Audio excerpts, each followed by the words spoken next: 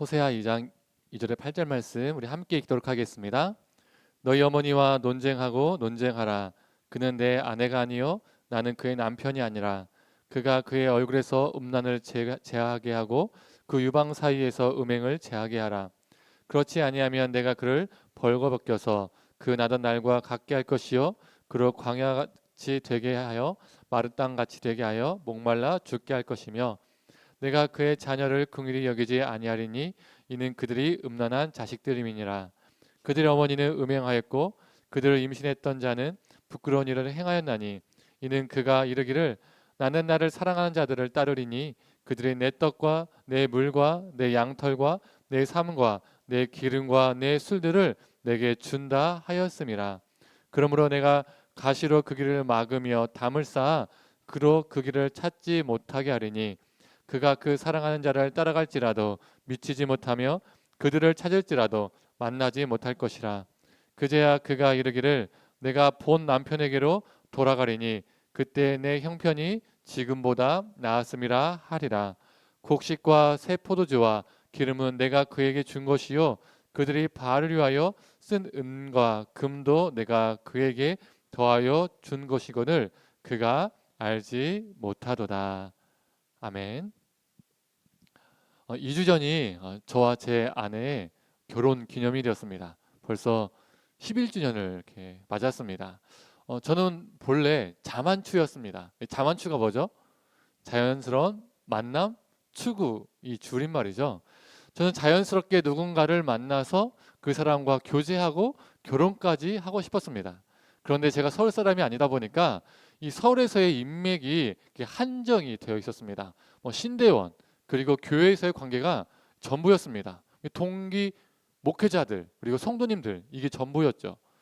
그렇다 보니까 누군가를 자연스럽게 만나는 것이 제게는 쉽지가 않았습니다. 그래서 이 자만추라는 제 개인적인 고집을 버리고 31살에 처음으로 소개팅을 해봤습니다.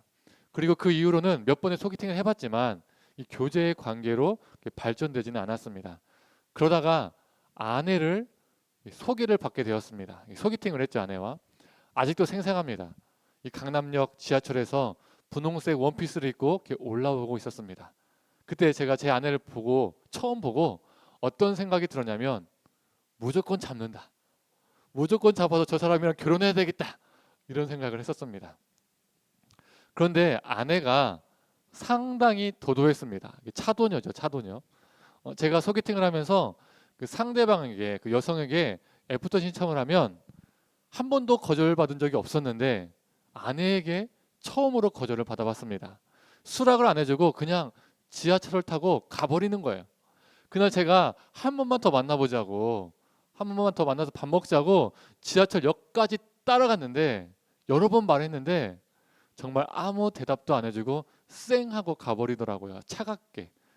그래서 그때 저는 속으로 끝나는가 보다 생각했는데 며칠 후에 연락이 왔습니다. 그리고 몇 번을 더 만났고 이렇게 부부가 되고 지금 어떻습니까? 두 자녀를 두게 되었습니다.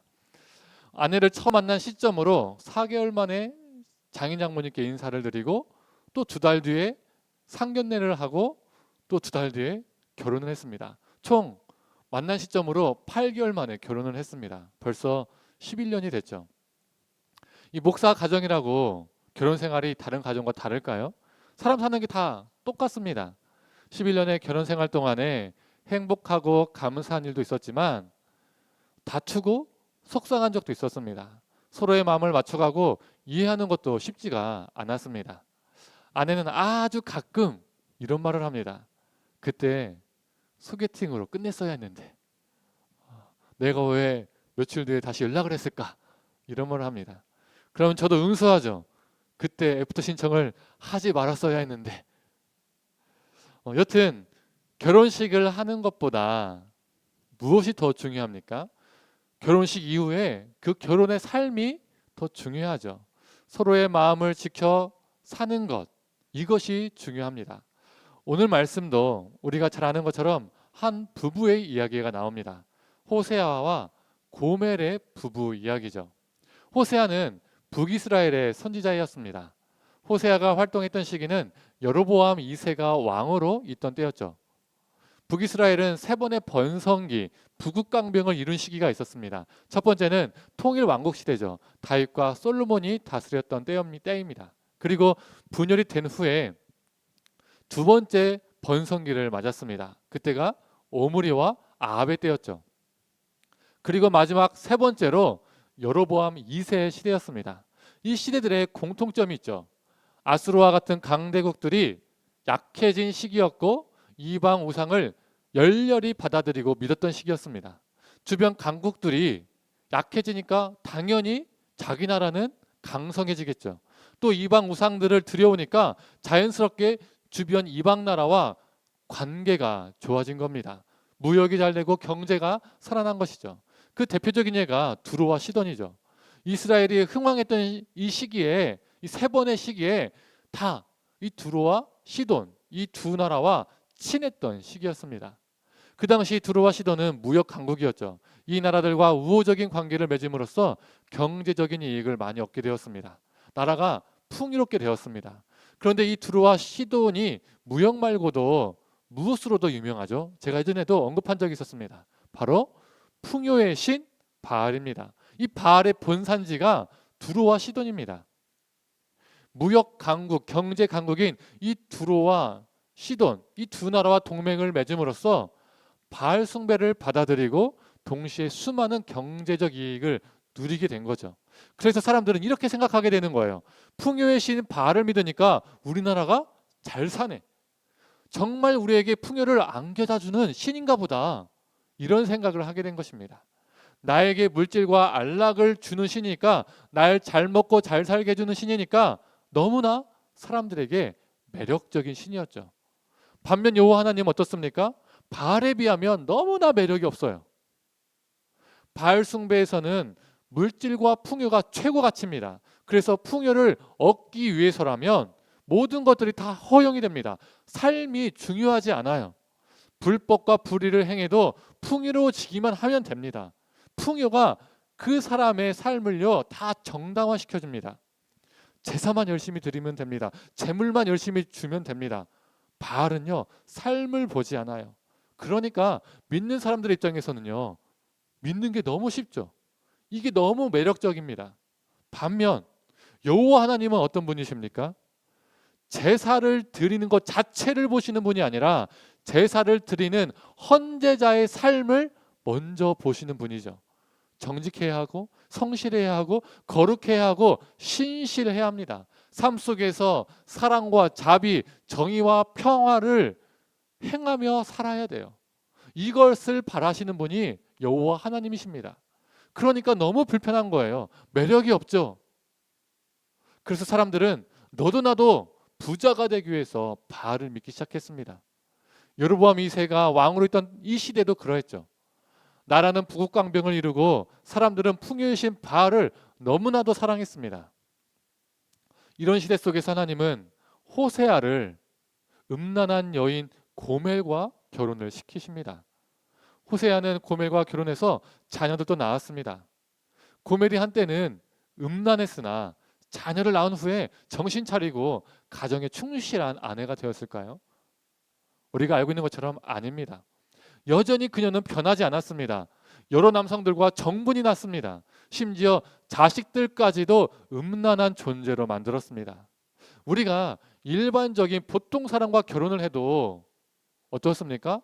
화가 나고 다투는 일이 생기죠. 그런데 호세아는 지금 어떻습니까? 너무나도 일반적이지 않은 보통 여자가 아닌 사람과 결혼을 했어요. 결혼 생활 내내 속이 터지고 심지어 울분이 쌓이고 쌓였을 겁니다. 결국 참지 못해서 호세아는 자기 자녀들에게 그들의 어머니 고멜을 고발합니다. 우리 함께 5절 읽어볼까요?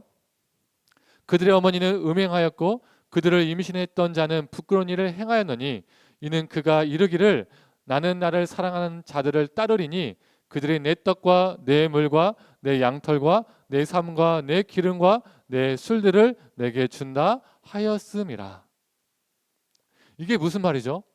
고멜은 남편 호세아가 아닌 정분단 남자들을 따라 살겠다라고 다짐을 합니다. 그 이유가 뭡니까? 그들이 떡도 주고 물도 주고 양털도 주고 삶도 주고 기름도 주고 술도 주기 때문이라고 말합니다. 정분단 남자들이 자신의 필요를 다 채워주니까, 그들이 좋은 것을 다 주니까 내가 그들과 살겠다라고 다짐을 했습니다. 이 고멜의 모습이 누구의 모습임을 말해주는 것이죠. 바로 이스라엘의 모습을 보여줍니다. 고멜의 이야기로 출발했으나 실제로는 이스라엘의 모습을 말하는 것이죠.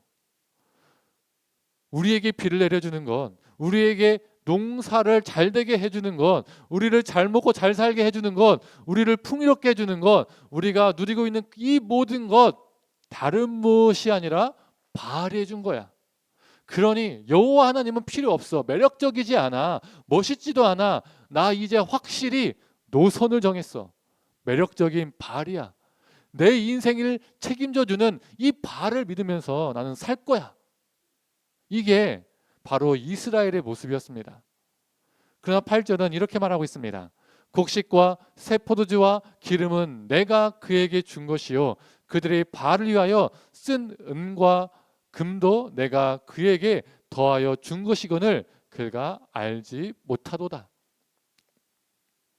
고멜이 누리고 있었던 그 모든 것 누가 준 겁니까? 정문단 남자들이 준 것이 아니라 그녀의 남편 호세아가 준 거예요. 호세아가 그녀를 사랑해서 자신의 아내이기 때문에 떡도 주고 물도 주고 양털도 주고 삶도 주고 기름도 주고 술도 주고 자신이 줄 수 있었던 그 모든 것들을 그녀에게 준 것입니다. 그런데 고멜은 그 모든 것들을 정분난 남자들이 준 줄 알고 착각하며 살았습니다. 요즘 시대로 빗대어 말하면 이런 거죠. 바람난 아내가 다른 남자와 맛있는 밥을 먹고 멋진 차를 타고 여행을 하고 재밌는 영화도 보고 그러면서 내가 이 남자 때문에 내가 맛집도 가고 여행도 가고 영화도 보고 이런 정말 호강을 누리는가 보다, 이런 생각을 하는 거예요. 그래서 이 남자가 너무나 멋져 보이는 거예요. 매력적으로 보이는 거예요. 사랑스러워 보입니다. 그런데 그 맛집 누구 돈으로 간 거예요? 그 여행 누구 돈으로 간 거예요? 다 남편 돈으로 간 거예요. 자신이 누리고 있었던 그 모든 것의 출처가 남편입니다. 북이스라엘도 마찬가지였습니다. 북이스라엘이 누리고 있었던 그 모든 것들 누가 준 겁니까?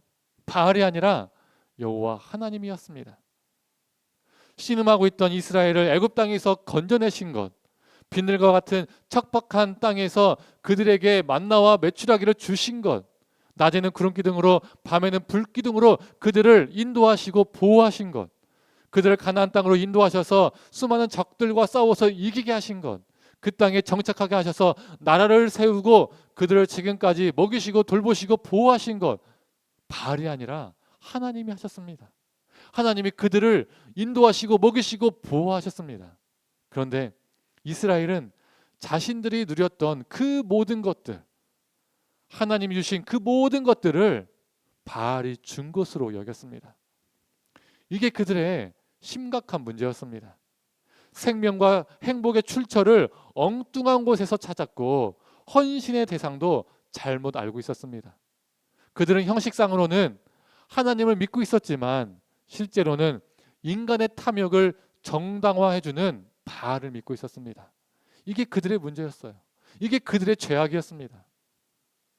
성도님들, 그런데 이게 단순히 고멜만의 문제일까요? 이게 단순히 북이스라엘만의 문제일까요? 우리도 음란한 고멜과 같을 수 있습니다. 우리도 음행한 이스라엘과 같을 수 있습니다. 우리를 돌보시고 먹이시고 인도하시고 보호하시는 분은 우리 여호와 하나님이신데 우리의 욕심을 채워주고 우리에게 만족감을 주는 것을 우리가 따라 살아갈 수 있다는 겁니다. 하나님을 따라 사는 것이 아니라 내게 행복을 주는, 내게 기쁨을 주는 것을 따라가는 거죠. 돈, 권력, 명성, 학연, 지연, 성공 등등등 나를 지켜줄 것 같고 나에게 만족감을 주는, 나에게 풍요와 안락을 채워주는 그 무엇인가를 붙잡으며 사는 겁니다. 우리의 참된 기쁨과 행복은 하나님으로부터 오는 것인데 엉뚱한 것들에서 찾는 것이죠. 그것들이 우리에게 행복과 기쁨을 준다고 믿으며 따르며 붙잡고 사는 겁니다. 성도님들, 우리도 하나님의 신앙으로 포장된 바알을 믿고 있지는 않은지, 무엇을 복으로 생각하고 추구하며 살고 있는지 돌아보았으면 좋겠습니다. 9절부터 11절까지는 고멜과 같은 이스라엘에게 내려지는 심판이 선포됩니다. 10절에서 11절만 읽어보도록 하겠습니다. 이제 내가 그 수치를 그 사랑하는 자의 눈앞에서 드러내리니 그를 내 손에서 건져낼 사람이 없으리라. 내가 그의 모든 희락과 절기와 월삭과 안식일과 모든 명절을 폐하겠고, 주었던 그 모든 것을 도로 찾아서 빼앗을 것이며 수치를 당해도 건져낼 사람이 없으며 모든 희락과 절기와 명절을 폐하고 땅을 황폐하게 하시겠다라고 하나님은 심판하십니다. 고대근동의 결혼법에서 신실하지 못한 아내는요, 남편에게서 쫓겨나고 어떠한 생계적 보장을 제공받지 못했습니다. 쫓겨나면 그냥 굶어 죽는 겁니다. 끝나는 겁니다. 즉 이스라엘은 남편이신 하나님을 향해서 아내로서 신실하지 못했기 때문에 누렸던 그 모든 것을 빼앗기고 풍요로움을 상실될 것이라고 선언하는 것이죠. 이제 고멜은 끝난 것 같습니다. 이제 북이스라엘은 끝이 난 것 같습니다. 정절을 지키지 못했기 때문에 그 당시 관념과 가치관에서는 철저히 버림받는 게 맞습니다. 어떠한 돌봄을 받지 못한 것이 마땅합니다. 그런데 갑자기 하나님이 다른 마음을 먹으십니다. 철저히 그들을 버리시는 게 맞는데 그렇지 않으십니다. 마음을 바꾸세요. 14절에서 15절의 말씀입니다. 그러므로 보라, 내가 그를 타일러 거친 들로 데리고 가서 말로 위로하고 거기서 비로소 그의 포도원을 그에게 주어 악을 골짜기로 소망의 문을 삼아 주리니 그가 거기서 응대하기를 어렸을 때와 애굽 땅에서 올라오던 날과 같이 하리라. 하나님은 북이스라엘 백성들을 거친 들로 데리고 가셔서 위로하겠다라고 말씀하십니다. 표준 세번역과 공동 번역은요, 빈들이라고 번역되어 있습니다. 이왕 위로하실 거면 좋은 곳으로 데려가셔서 위로를 하시지 왜 거친 들, 빈들로 그들을 데리고 가신다라고 하셨을까요? 이스라엘에게 빈들, 거친 들 하면 떠오르는 장소가 어디일까요? 조금 전에 읽었던 15절이 힌트입니다. 애굽 땅에서 올라오던 날이라고 되어 있죠. 바로 광야입니다. 광야는 출애굽한 이스라엘과 하나님의 첫사랑이 탄생한 곳입니다. 하나님과 신의 산 언약을 맺음으로써 하나님의 백성이 된 곳이죠. 그 척박하고 거친 땅에서, 그 빈들에서 하나님 외에는 어떠한 것도 의지할 것이 없었던 곳, 바로 그곳이 광야였습니다. 앞에서 언급했던 것처럼 낮에는 구름기둥으로, 밤에는 불기둥으로 그들을 인도하시고 보호하신 곳, 만나와 메추라기로 그들을 먹이신 곳, 반석을 터뜨려서 그들에게 물을 마시게 하신 곳, 즉 그들을 지키시고 돌보시고 먹이시고 함께한 곳, 바로 광야죠. 바로 그 장소로 하나님은 이스라엘을 데리고 가시겠다라고 말씀하십니다. 이게 무슨 의미일까요? 이스라엘은 망각했지만 이스라엘을 먹이시고 입히신 분은 누구라는 겁니까? 여호와 하나님이시라는 거예요. 이것을 깨닫게 하시기 위해서, 그들에게 이것을 상기시키시기 위해서, 그들을 회복시키시기 위해서 우리 하나님은 그들을 빈들 광야로 데려가고자 하셨습니다.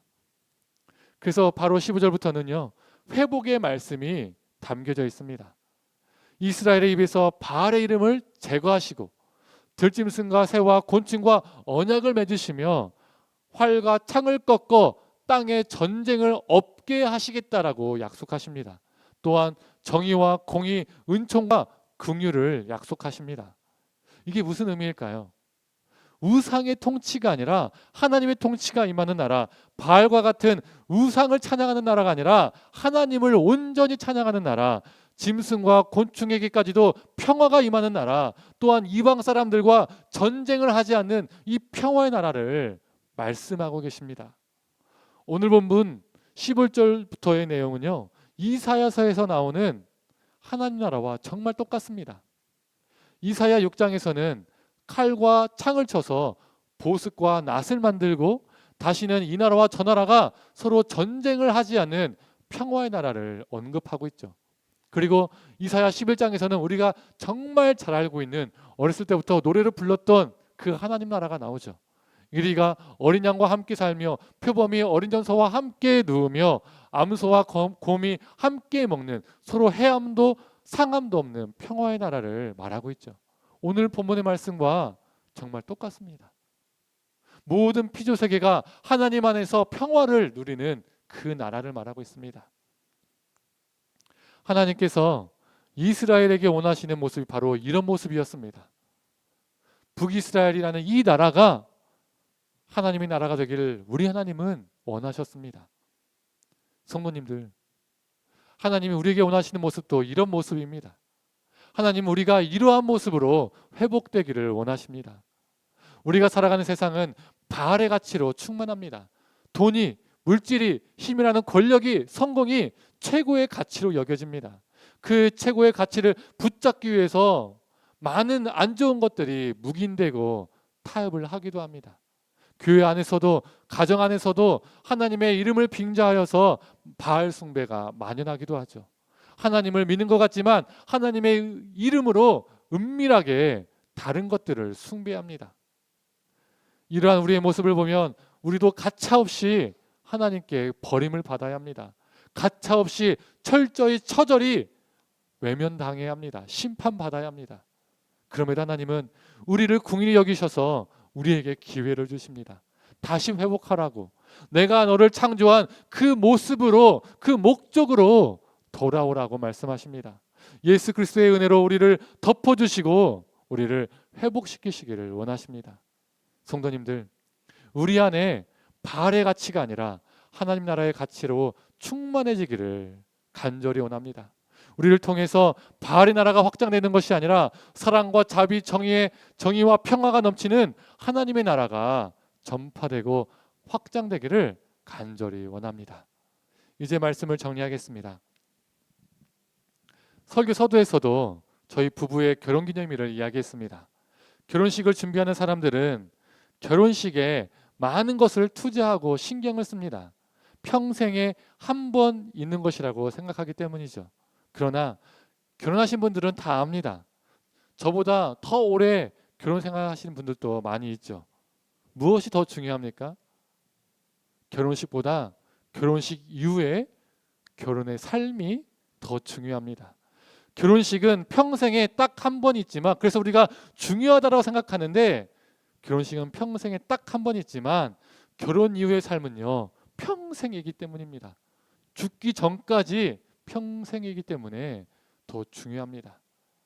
내가 예수 그리스도의 신부가 된 것도 중요하지만 이것보다 더 중요한 것은 내가 그리스도의 신부답게 살고 있느냐, 이것이 더 중요합니다. 내가 하나님을 만난 것도 중요하지만 내가 하나님을 만난 이후의 삶이 더 중요합니다. 내가 지금 하나님의 백성답게 살고 있느냐, 이게 더 중요합니다. 성도님들, 우리가 지금 가지고 있는, 누리고 있는 그 모든 것들의 출처는 다른 무엇이 아닙니다. 오직 우리의 신랑 되신, 남편 되신 주님으로부터 왔습니다. 우리가 이스라엘처럼 바알로부터 오는 것이라 착각하고 바알과 정문나는 삶을 사는 것이 아니라, 헛된 것을 쫓다가 우리의 세월을 허비하는 것이 아니라, 우리가 고멜처럼 사는 것이 아니라 오직 하나님만 사랑하며 오직 하나님께 순종하기를 간절히 원합니다. 이러한 우리의 삶을 통해서 바알의 나라가 아니라 하나님의 나라가 이 땅 가운데 임하고 확장되길 원합니다. 칼과 창을 쳐서 보습과 낫을 만드는 평화의 나라가, 이리와 어린 양이 함께 뛰노라도 헤엄이 없는 이 나라가, 하나님과 이웃과 피조세계가 모든 것이 관계가 회복되는 이 나라가 우리 삶에 충만하기를 간절히 축원합니다. 시간 함께 찬양하고 기도하도록 하겠습니다.